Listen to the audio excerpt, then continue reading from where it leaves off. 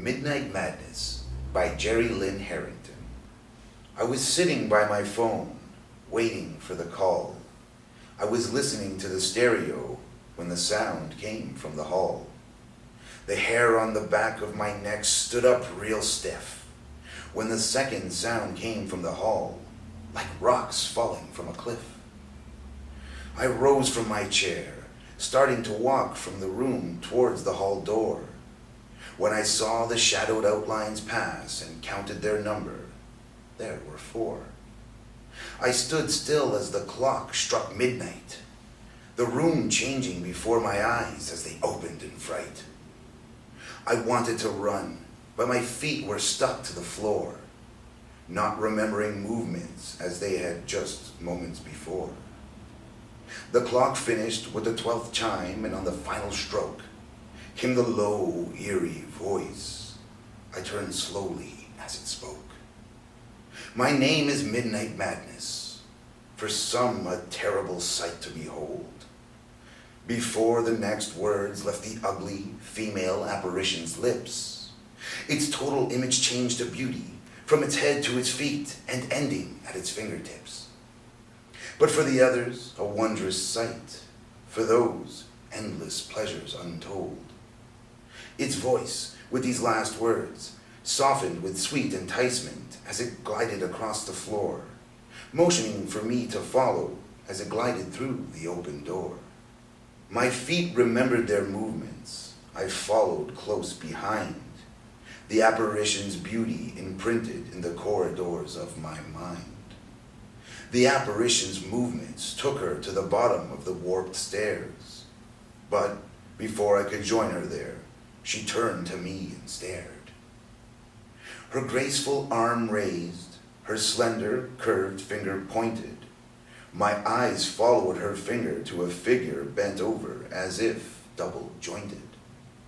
Her soft, sweet voice entered into my mind. Her lips never moved. Was it a sign of some kind? Her words echoed through the furrowed valleys of my brain, bringing tears to my eyes with its ugly change. Behold yourself, look and listen to the sight before your eyes. Dry your cheap, wasted tears, for now is not the time to cry. The bent figure that had been hidden in the darkness struggled forward into the light. My eyes opened wide as its face, my face, greeted me. I cried out in fright.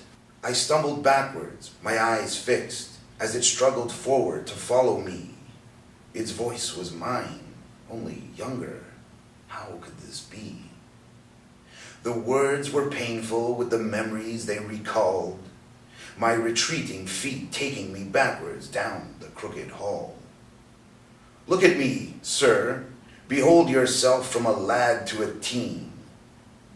Look at our bent, ugly body caused from pain by you. Did you have to be such a nasty little fiend?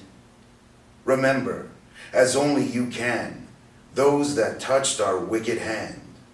But now their lives lay broken at our feet in a shattered, useless, golden band. With the ugly, bent creature's words spoken, I looked down, my face creased with a painful, wrinkled frown.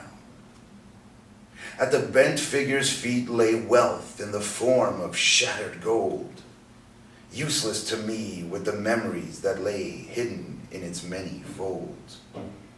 My mind numbed with fear at the familiar face that greeted me from within. How many of those familiar faces had I at one time called friend?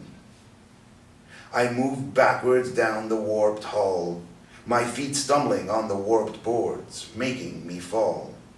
I raised myself up on my bruised knees, my eyes focused to see what was in front of me. The ugly, bent figure that had been there just moments before was now gone as I rose running for the door. The doorknob greeted the fingers of my hand at the end of the hall, but before I could turn it, my body flew backwards, answering an unspoken call. I lay winded, my eyes closed tight, not wanting to see what could be in my line of sight. So slowly my eyes opened with no will of their own. The graceful figure that greeted them was well known. My body righted, helped by an unseen hand, numbed by an unknown fear, I felt like a boy, less of a man. Midnight Madness looked at me with eyes that turned from blue to gold. She turned, gliding up the warped stairs, her graceful figure sure and bold. At the top, she again turned to me and, with an unfriendly smile, motioned for me to ascend. The unseen hand pushed from behind, my feet stumbling forward. When would all this end? Seconds later, but what seemed years, I stood before Midnight Madness with a greater fear. I fell to my knees, covering my eyes. Her lovely face was changing as she came near. What had once been beauty was now mar. From her forehead across the bridge of her nose and ending at the cheek was a bright, opened, bleeding scar. I felt the ugly, painful voice as it entered into my numbed mind. Its command, "Open your eyes," was simple, its familiarity, one of a kind. My eyes opened, still, through no will of their own. The sight they beheld, making me moan. There on the floor before me grew a pool of warm, steaming blood, its surface widening with a steady drip from above. I looked up, not really wanting to see the sight that would be there. As the life's blood dripped from the pale, lovely chin, all I could do was stare. My eyes went ever upward, searching her once beautiful face. The once beautiful golden eyes were growing pale, losing their enchanting grace. What had once been golden beauty that penetrated the soul was drained of all its golden color, the depths hidden. What had been gold was now white and cold. Her hands reached out and, with an unsighted ease, touched my shoulders, spinning me around so that I could see. Before me and leaning against the wall stood the figure of a man who could be me and just as tall. I felt her gentle fingers grip and pull me to my feet. She pushed me gently forward, her ugly, harsh voice saying to my mind, "This stranger you must meet." My feet moved forward through no command of mine, each step taking me closer, till, at last, the figure reached out taking my hand as horror froze my mind. The hand was rotting, pussy flesh, clinging to the bones. I reeled backwards as light shone, the hideous face, and there could be no mistake, it was my own. I turned from the hideous sight, prepared to run, when Midnight Madness blocked my flight, her ugly, harsh voice saying, "What, and miss all the fun?"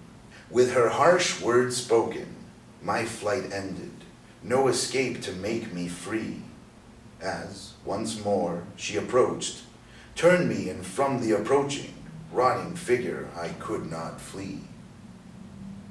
The figure stopped, extending its rotting flesh and bony hands. How could my own mind ever have perceived this rotting thing as me, as a man?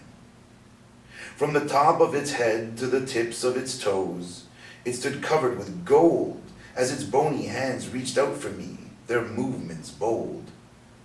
It opened its mouth, the lower lip falling away. Its voice was mine, but changed in a horrible, ugly way. "Behold me, sir, look very close at me. Am I not magnificent with all my gold for others to see?"